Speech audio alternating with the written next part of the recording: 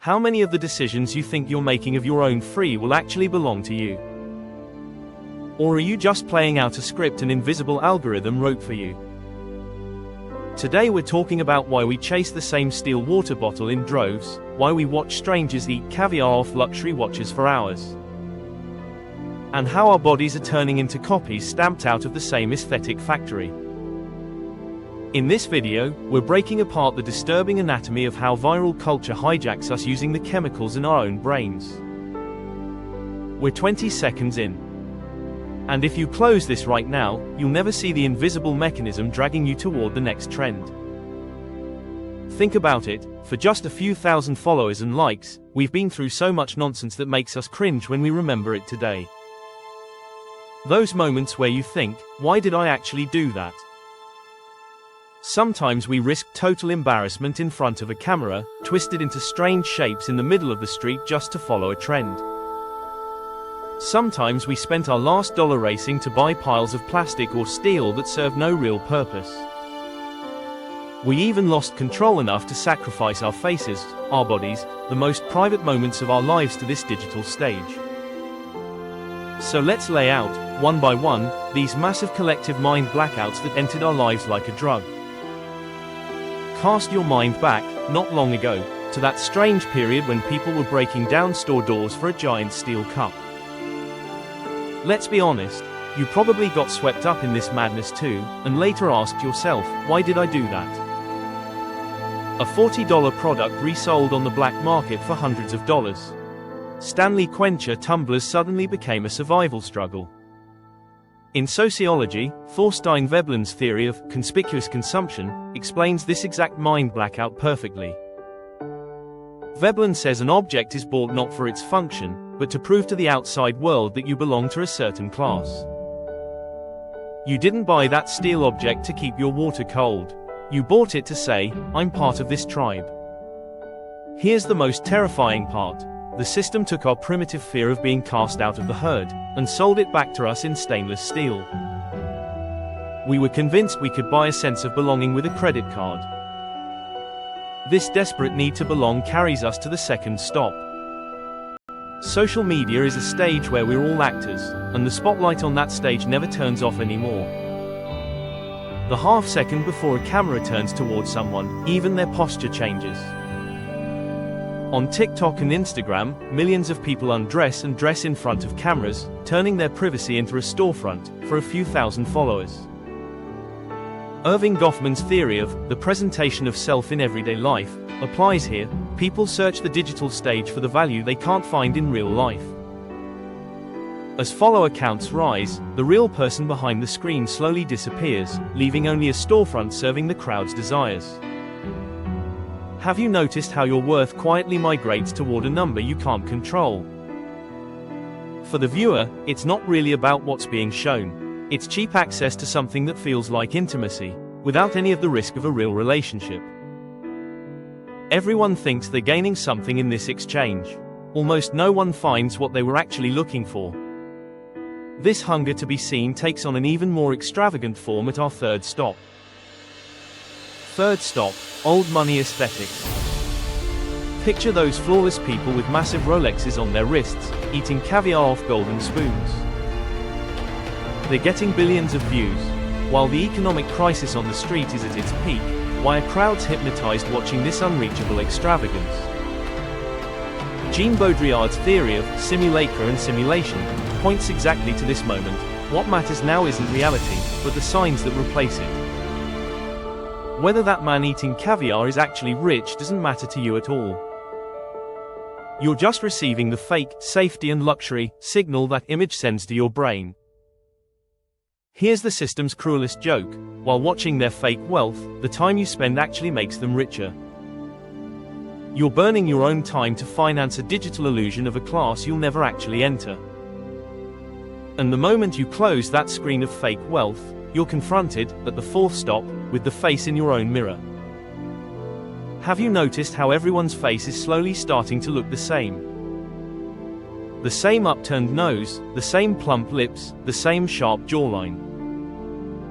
This isn't a simple desire to look better. It's the flesh and blood version of the concept of self-exploitation from Byung-Chul Han's book, The Burnout Society. Modern humans are no longer enslaved by an external boss, they enslave themselves. You start seeing your body not as a home that belongs to you, but as a product that constantly needs updating. Here's the most disturbing part. You're literally cutting up your own unique face to fit a standard set by an algorithm. At the fifth stop, someone on the other end of that same screen is suspending their humanity entirely. Think of streamers robotically repeating, "The ice cream is so good," for hours, or mukbang videos of people eating massive portions. A viewer, eating dinner alone, mistakes the screen in front of them for a table full of friends. René Girard's theory of mimetic desire merges with the psychological concept of parasocial relationships here. Society has isolated us so much that we buy fake friendship by watching someone eat. The viewer is afraid of loneliness. The one being watched is afraid of becoming invisible. Each one is exploiting the other in this digital bargain. This urge to escape reality isn't new. At the sixth stop, remember the days it sent us into the streets hunting imaginary creatures.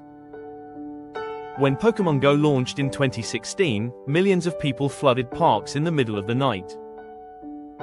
A real bench was sitting right there the whole time. So was a digital creature sitting on it, but only one of them was actually visible. A year later, think of the fidget spinners everyone had spinning in their hands. They didn't relieve any stress at all.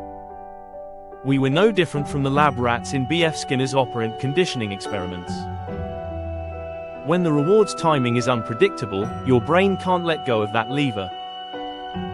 While you can't afford a house in the real world, catching a rare pixel by throwing a ball on screen gives your brain a fake sense of, "You did it." At the seventh stop, individual absurdity turns into collective hysteria. February 2013. One masked person, surrounded by a room full of people ignoring him, dancing completely alone. The tension builds. The bass is about to drop. The instant it drops, everyone explodes into total chaos. Within 2 weeks, 40,000 videos, 700 million views, 4,000 new uploads a day. It was even used as a protest tool in Egypt and Tunisia. Gustave Le Bon's theory of crowd psychology explains this. When an individual enters a crowd, their intelligence drops to the crowd's lowest level. And here's what should actually stop you in your tracks. This wasn't just done by bored teenagers. CEOs did it. News anchors did it. Entire corporations joined the same chaos. That same year, the Ice Bucket Challenge swept through grandparents, celebrities, and everyone in between with equal force. Age, status, income, none of it makes you immune. The fact that such different groups performed the exact same act shows just how powerful this mechanism really is. At the eighth stop, this mass hypnosis turns into an identity. Remember the emo culture that emerged in the late 2000s? Black clothes, hair covering one eye. Those tilted angle mirror selfies, constantly performing a state of despair. Theodore Adorno's concept of the culture industry explains this. The system packages even your pain and loneliness and sells it back to you. Hundreds of thousands of teenagers thought they were in a genuine rebellion, while actually becoming walking advertisements for certain brands. A genuine emotion, sold back to the very person who felt it. And the list goes on, with blind boxes like Labubu. Opening a box whose contents you can't see fills your brain with the thrill of uncertainty. That's the exact same unpredictable reward mechanism as a slot machine. Nearly meaningless words like Delulu or 6-7 start appearing. Everyone repeats the same nonsense phrase, just because saying it proves you're in on the joke. A song nobody had heard a month ago suddenly becomes inescapable, then vanishes completely before summer ends. Each one, hot and unavoidable for a few weeks, then, without any ceremony, replaced by the next one. All of this madness is the capitalist machine's way of ruthlessly converting our fear of loneliness, our status anxiety, our existential emptiness into profit. The seller sells you the illusion that, if you don't do this, you'll disappear. And we, to avoid being excluded, throw our own identity into that fire with our own hands. We don't consume what goes viral consumes us. All these strings, it turns out, are being pulled from a single point, the same place. If you woke up tomorrow morning and set all of this aside, would the person in the mirror actually be you? Or would what's left be a completely empty shell, written in someone else's code? That's the question you need to honestly ask yourself. If this video made you feel something uncomfortable about your own reality, share it in the comments. Subscribe. See you at our next session of Taking Reality Apart.